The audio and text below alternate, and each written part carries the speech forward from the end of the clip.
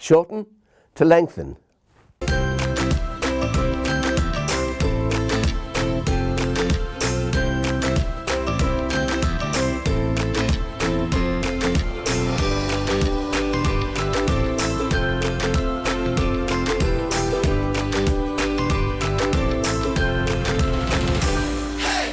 Welcome to Get Gardening, I'm Alan Gray.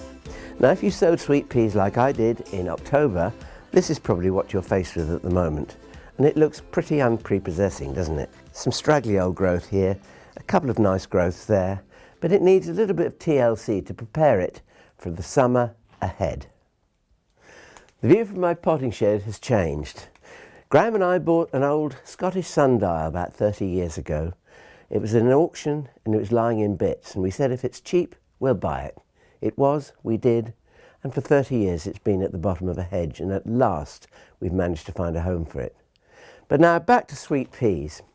If you haven't sown sweet peas yet, don't worry, it's not too late. You've still got plenty of time. The idea of growing sweet peas from seed sown in the autumn is to give you bigger, better and earlier plants, earlier flowering plants, bigger stems and all the rest of it. Now, we don't need to do these today, but I do need to attend to these. And these are the autumn sown sweet peas.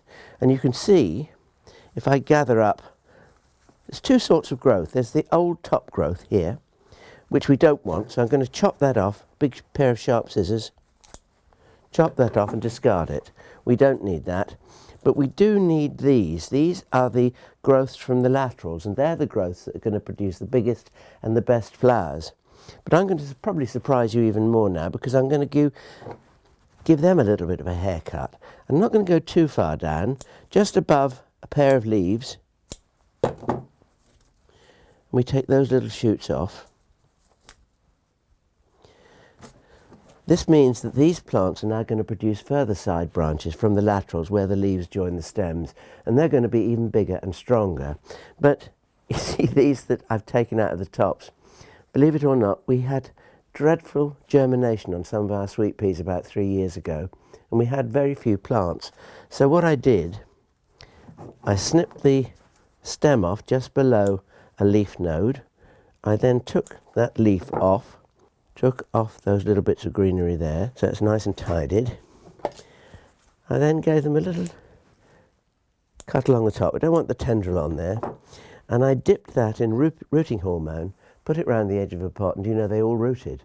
So I got double the amount of sweet peas. So if the same thing happens to you and you don't get many plants, and when you're taking the top out of the plants, remember that you can root them. And then once they get a little bit of growth on them, take the tops out so they get branches as well, and off you go. It's really easy. Now this particular pot of peas that I've cut back here, I'm going to put them into this pot, and that is known as a long tom. I don't know why it's called a long tom. We were talking about this the other day. Thordis said, why is it called a long tom? I don't know. Maybe Tom was long. Who knows? Anyway, a good old mixture of potting compost here. Now this is 1 part, well, it's half John Innes number 3 and half a proprietary potting compost. And there's a little bit of bloodfish and bone meal mixed in there just to give it that little bit of extra oomph. And that goes halfway up the pot. Now the reason for using a long tom is because the peas and beans are notoriously long rooted. They actually make roots right to the bottom of that, and I want to give my peas the optimum start in life. Now you can see here we've got a very nice root system, lovely healthy roots there, and I'm just going to pop that in there without disturbing the roots whatsoever. Put a little bit of potting compost all the way around, and then just going to tap it on the bench, which just helps to knock the compost down the sides. Give it a little firm in, and Bob's your uncle. Now that can go into an unheated greenhouse. A little bit of water, not too much, because you don't want the plants to rot, in an unheated greenhouse until you're ready to plant them out. And when you plant sweet peas, I think it's interesting to know that they are greedy feeders. And when we started this video, I think we said shorten to lengthen.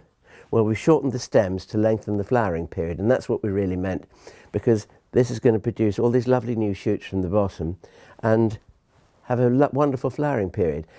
When you plant them out in the garden, make sure that you plant them in a trench, and if you can put some really good, well-rotted muck in the bottom, it's like nectar to the gods, and they'll carry on flowering for you. But do remember, keep them cut, Don't let them go to seed, and you'll enjoy the perfume and the colour, which is quintessentially the English summertime. Now, if you haven't sown your sweet peas yet, don't worry. Make sure it's still got its label, which it has, but I can't read it. Took off those little bits of greenery there.